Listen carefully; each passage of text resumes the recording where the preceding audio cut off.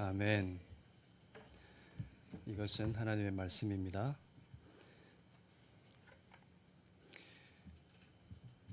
제가 종이 원고 없이 이렇게 하는 건 처음인데, 좀 긴장되네요.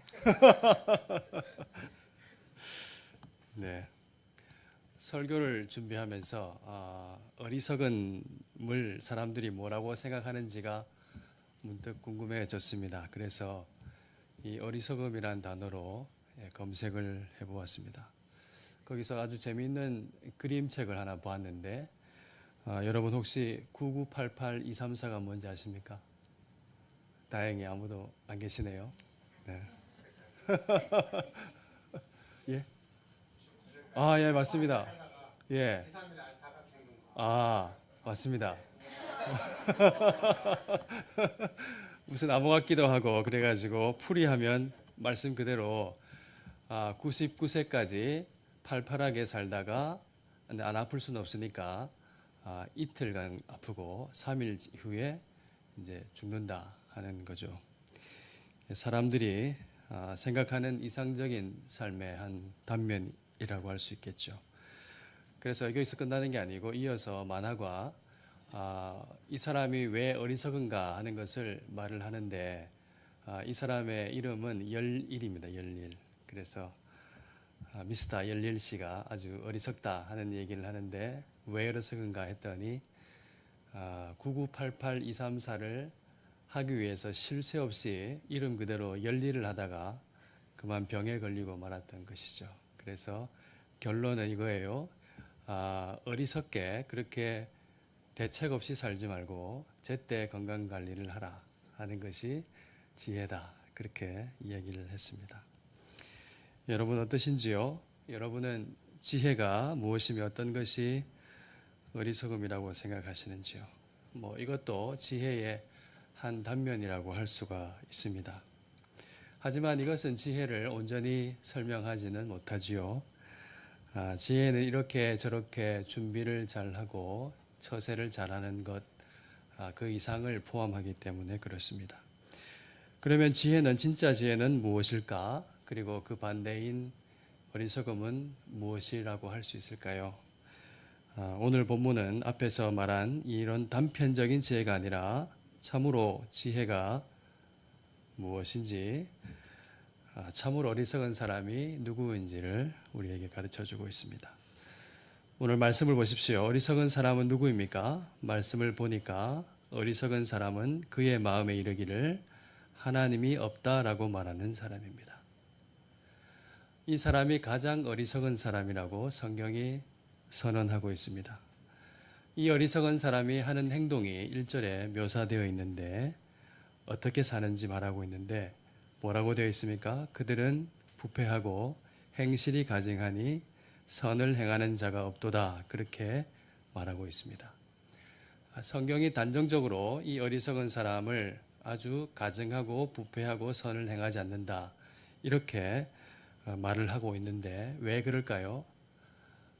더러는 무신론자 중에서도 꽤 괜찮게 사는 사람이 있는데 말이죠.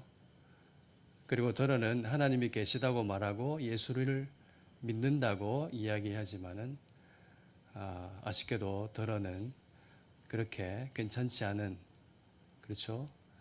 도덕적이지 못한 삶을 사는 사람도 있는데 말이죠. 여러분 어떻게 생각하시는지요? 성경은 그 이유를 아주 분명하게 말씀하고 있습니다. 첫 번째로 인간이 모두 죄 아래에 있기 때문이라고 증언하고 있습니다. 사도 바울이 바로 오늘 이 시편을 인용하면서 쓴 로마서 성경을 보면은 3장 10절에서 13절 말씀이죠. 함께 볼까요? 의인은 없나니 하나도 없으며 깨닫는 자도 없고 하나님을 찾는 자도 없고 다 치우쳐 함께 무익하게 되고 선을 행하는 자는 없나니 하나도 없도다. 그들의 목구멍은 열린 무덤이요 그 혀로는 속임을 일삼으며 그 입술에는 독사의 독이 있고 그 발은 피 흘리는 데 빠른지라. 그 이유가 무엇인가요? 사람의 입과 발과 모든 목구멍, 그 혀, 그러니까 인간 전 존재가 하나님을 등짐으로 말미암아서 죄 아래 갇혀 있다. 그래서 죄를 안 지을 수 없는 그런 존재라고 이야기를 하고 있습니다. 그러므로 인간은 아무도 하나님 앞에 의로움으로 설 수가 없습니다. 일부분 어떤 선이 있다 할지라도 더러운 죄가 인간 안에 남아 있기 때문에 그것 가지고서는 완전하신 의로움이신 하나님 앞에 결코 설 수가 없습니다. 하나님의 진노를 받을 수밖에 없는 존재이죠. 하나님께서 이 죄 아래 갇힌 인간, 그래서 하나님의 진노를, 심판을 받을 수밖에 없는 인간을 위해서 하신 일이 있습니다. 그것이 바로 그들에게 해방의 길을 열어주셨습니다. 그의 아들 예수 그리스도를 보내주신 것이죠. 아무리 죄인이라 할지라도 그가 그리스도 예수를 믿음으로 말미암아 하나님 앞에서 의롭다 여김을 받을 수 있는 그런 길을 하나님께서 열어주셨습니다. 예수 그리스도는 하나님께서 가증하게 여기시는 죄악에서 구원받아 멸망하지 않는 지혜입니다. 하나님께서 이 가증스러운 행위를 일삼는 우리를 위해서 은혜의 복음을 허락해 주신 것이지요. 그러니까 하나님이 없다고 하는 사람들이 왜 그렇게 가증스럽고 선을 행할 수 없고 불의한가 하는 것을 그 이유는 두 번째 이유는 이것입니다. 이런 근본적으로 저주 아래 있는 인간인데도 불구하고 이렇게 하나님께서 해방의 길을 열어주시는데도 그 하나님을 없다고 말하니까 얼마나 어리석습니까? 살 길을 주시고 생명의 길을 주시고 해방될 수 있는 길을 주시는데도 이 길을 발길질로 걷어차 버리니까 얼마나 어리석은 존재입니까? 해방될 수 있는 가능성마저도 아주 지푸라기처럼 여기고 배척해 버리니까 가능성이 아무것도 없는 사람이라고 말할 수 있겠죠. 이 시대는 하나님이 없다고 말하는 어리석은 시대입니다. 오늘날을 탈기독교 시대, 또 포스트 모더니즘의 시대 이렇게 부르는데 그 결정적 특징이 무엇인가요? 모든 사람에게 적용되는 객관적인 진리가 없다 하는 것이 가장 큰 메시지입니다. 모든 것이 상대적이다. 모든 것이 각자의 해석일 뿐이다. 각자의 해석일 뿐인 것을 모든 사람에게 적용시키려고 강요해서는 안 된다. 그것이 이 시대가 말하는 메시지의 핵심이죠. 기독교에서 말하고 있는 하나님이라는 존재도 기독교 니네들 공동체에서 통용될 수는 있지만은 그것은 우리에게 강요해서는 안 된다. 보편적이고 객관적인 진리가 아니라 이렇게 이야기하고 있는 것이죠. 그래서 이 시대는 이렇게 말하는 시대입니다. 만약 구원이란 것이 있다고 한다면 인간이 구원받아야 된다고 생각하는 그 생각에서 구원받는 것이 구원이다. 복잡한 말이지만은 그렇게 말하고 있는 것이 이 시대의 메시지입니다. 결국 남게 되는 건 무엇인가요?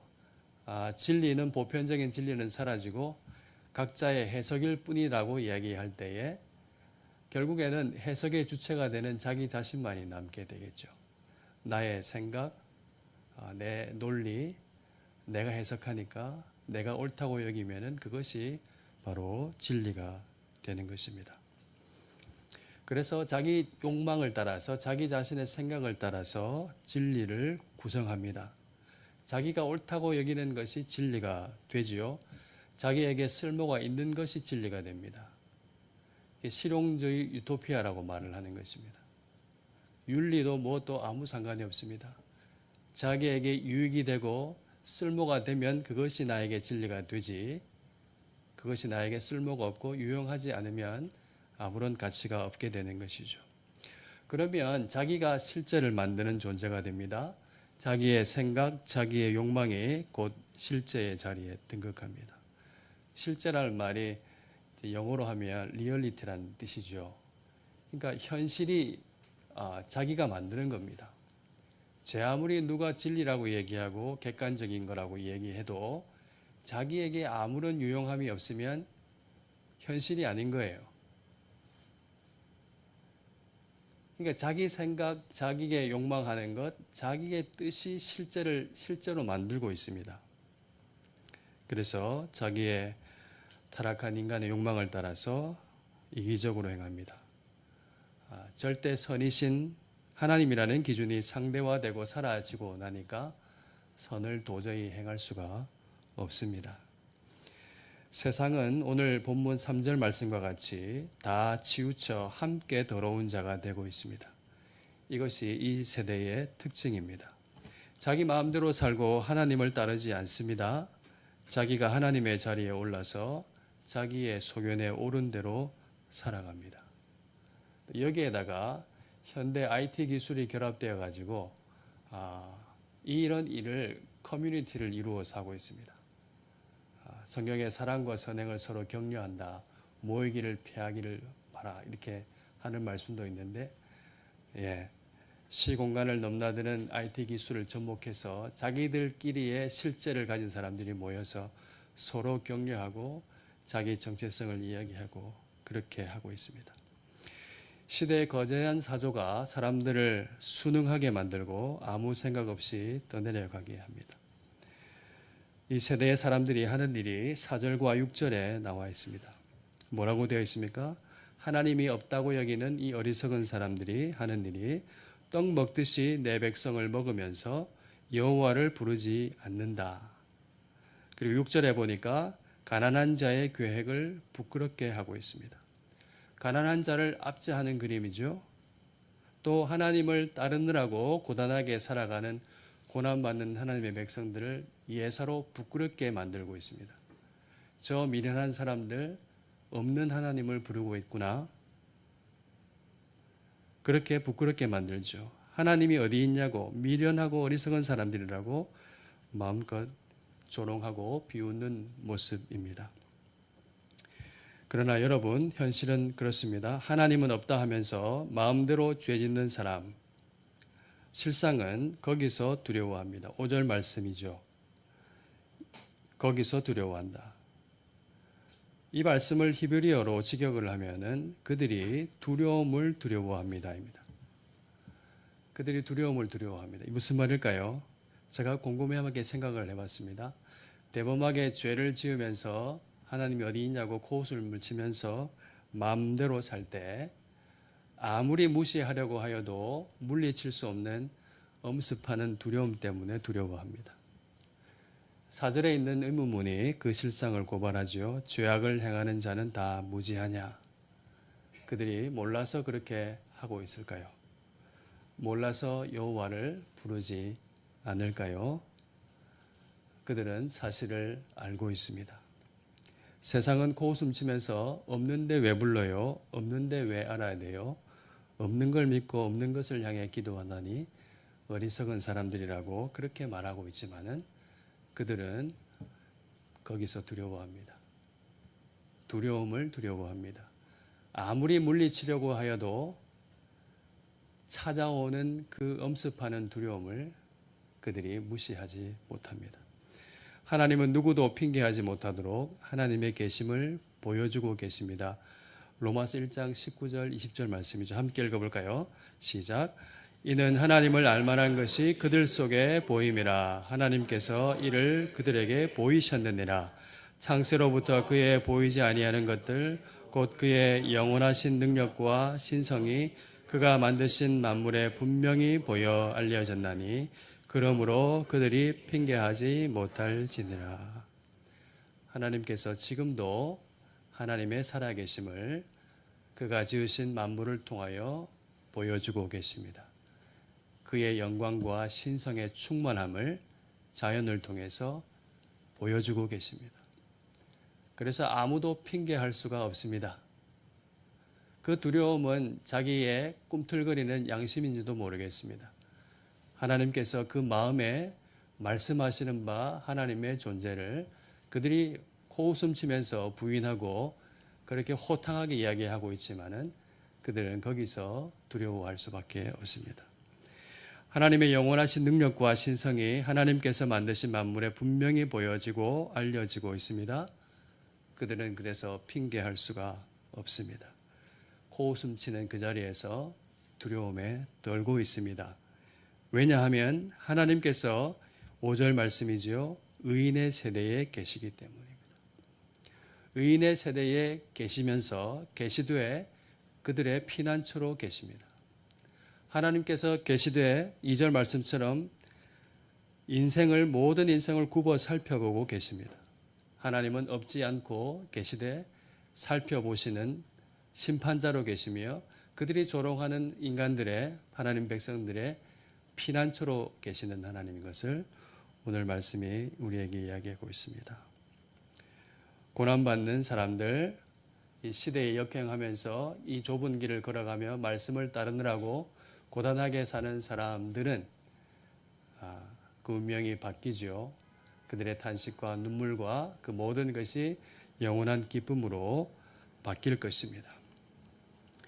또 이 말씀을 함께 읽어봅시다. 아까 읽었지만 한 번 더 보겠습니다. 다 같이 읽어볼까요? 시작. 하나님의 진노가 불의로 진리를 막는 사람들의 모든 경건하지 않음과 불의에 대하여 하늘로부터 나타나나니 이는 하나님을 알만한 것이 그들 속에 보임이라 하나님께서 이를 그들에게 보이셨느니라.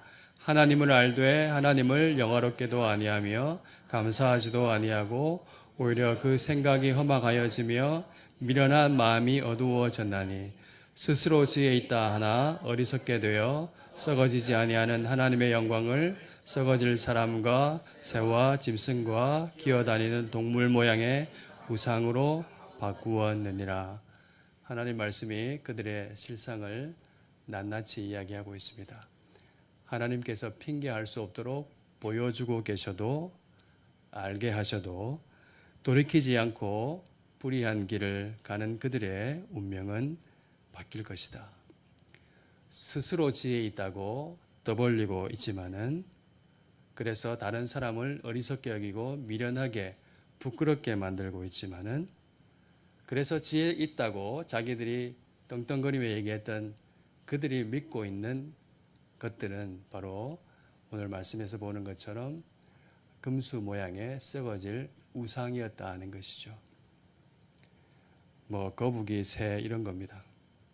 파충류, 양서류 그것을 새겨서 만든 목석을 그들이 믿고 따르고 자기가 참으로 지혜로운 자, 어쩌면 그 형상은 자기의 욕망을 따라 빚어낸 형상인지도 모르겠습니다. 자기 자신의 생각과 속연에 오른 대로 어쩌면 자기 자신을 섬기는 그 허탄한 길에서 그들이 지혜로운 것 같이 여기고 있지만은 하나님은 참으로 어리석은 자다 이렇게 우리에게 말씀은 하고 있습니다. 그들 하나님의 진노가 불의로 진리를 막는 사람들의 모든 경건하지 않음과 불의에 대하여 하늘로부터 나타날 것입니다. 여러분 이미 이 어리석은 사람들은 이 고통을 맛보고 있습니다. 진정한 선이요 의미이신 하나님을 없다고 여기니까 어떤 일이 일어나죠? 무엇이 선인지 알 수 없지요. 무엇이 의미인지 알 수가 없습니다. 의미를 제대로 찾을 길이 없습니다. 자신의 변덕스러운 욕망을 따라서 수없이 길은 만들어지는데 너무 길이 많으니까 그 중에 진짜 길이 뭔지를 분간할 수가 없습니다. 무한히 자기 욕망대로 펼쳐진 무한대의 길을 위해서 길을 잃고 마는 것이죠. 어떤 것이 참이고 어떤 것이 의미 있는 것인지 분간할 수가 없습니다. 자기 욕망을 따라서 부지런히 다니고 여러 가지를 해보고 모든 것을 다 해봤는데 죽도록 피곤한데 보람은 없는 아주 헛됨의 고통을 그들이 이미 가지고 있습니다. 그 속에서 의미를 상실한 채 울부짖고 몸부림치고 있는 현실을 우리가 볼 수 있기를 바랍니다. 성도 여러분, 이 시대의 골리앗과 같이 거대한 사주에 놀라거나 당황하지 마시기를 바랍니다. 하나님이 어디 있냐고 코웃음 치면서 우리의 신앙을 부끄럽게 만들려는 그 모든 메시지와 시대의 사주 앞에서 주눅들지 마시기를 바랍니다. 우리는 이 세대를 잘 분별해야 합니다. 이 세대를 보고 본받지 말아야 하죠. 생각의 길을 하나님께로 내고 우리의 마음가짐과 우리의 생각의 태도를 하나님 앞에 두어야 합니다. 오히려 그들을 불쌍히 여기고 이 헛된 사조에 빠져서 길을 잃고 있는 많은 사람들을 위해서 부지런히 말씀을 전하고 그들을 위해서 기도해야 할 줄로 믿습니다. 우리의 믿음은 결코 어리석은 것이 아닙니다. 참으로 지혜입니다. 하나님은 없지 않고 우리와 함께 계십니다. 하나님의 지혜는 십자가에 달리신 예수 그리스도입니다. 오늘 말씀을 많이 읽는데요. 또 한번 읽어보겠습니다. 시작. 십자가의 도가 멸망하는 자들에게는 미련한 것이요 구원을 받는 우리에게는 하나님의 능력이라. 우리는 십자가에 못 박힌 그리스도를 전하니 유대인에게는 거리끼는 것이요 이방인에게는 미련한 것이요 오직 부르심을 받은 자들에게는 유대인이나 헬라인이나 그리스도인은 하나님의 능력이요 하나님의 지혜이니라. 하나님께서 여러분에게 참 지혜를 깨닫게 하신 것에 감사하실 수 있기를 바랍니다. 세상으로서는 이 지혜, 하나님의 지혜를 발견할 수 없다고 하셨습니다. 하나님의 예정하신 뜻 가운데 성령 안에서 여러분이 이 지혜를 발견했다면, 그래서 주님을 따르고 하나님을 아버지로 부른다면은 여러분은 참으로 행복한 사람입니다. 이 지혜를 여러분 굳게 붙들고 주님과 함께 살아가시는 여러분 될 수 있기를 바랍니다. 성경이 말씀합니다. 너희는 하나님으로부터 나서 그리스도 예수 안에 있고 예수는 하나님으로부터 나와서 우리에게 지혜와 의로움과 거룩함과 구원함이 되셨다. 하나님께로부터 오신 예수님께서 우리의 지혜가 되시고 우리의 의로움이 되시고 우리의 거룩함이 되시고 우리의 구원이 되셨습니다. 하나님 앞에 서게 하시고 때를 따라 돕는 은혜를 주신 사랑이신 아버지 하나님 앞에 나아갈 수 있는 지혜를 가졌습니다. 세상에 이와 같은 행복자가 어디에 있겠습니까? 하나님께서 우리를 사랑하사 그 안에서 그리스도 안에서 택하여 우리를 지혜 가운데로 불러주신 그 하나님을 온전히 찬송할 수 있기를 바랍니다. 이 헛된 세상의 사조 가운데서 방황하거나 부끄러워하거나 낙심하거나 주눅들지 마시고 우리가 지혜를 가진 하나님의 자녀이구나 하는 사실을 굳게 믿고 당당해지시기를 간절히 바라고 소원합니다. 주님을 신뢰하고 끝까지 우리의 길을 걸어갈 수 있기를 바랍니다. 하나님의 선하시고 기뻐하시고 온전하신 뜻이 무엇인지를 끊임없이 분별하고 이 헛된 세상의 생각과 맞서서 진리요 거룩의 길을 아름답게 걸어가시는 저와 여러분이 될 수 있기를 주님의 이름으로 축원합니다. 아멘. 우리 한번 찬양하겠습니다. 우리는 주의 백성이오니 주의 그 큰 이름 선포합니다. 우리 믿음을 담아서 함께 찬양 부르겠습니다.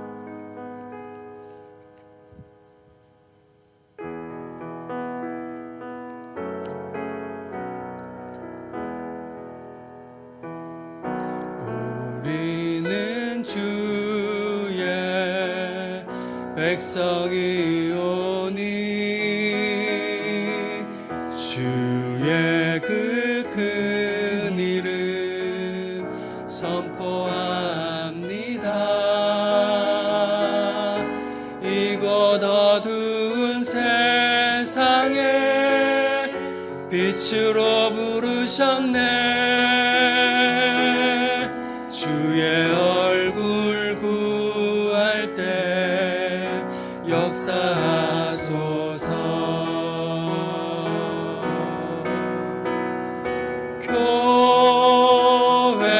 교회를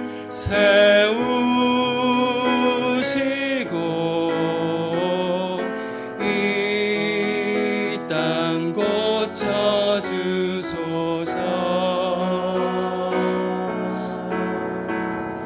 주님 나라 임하시고 주 뜻 이루어지다. 한 번 더 하겠습니다. 우리는 주의 백성이오니 는 주의 백성이오니 주의 그 큰 일을 선포합니다. 이곳 어두운 세상에 빛으로 부르셨네. 주의 얼굴 구할 때 역사하소서.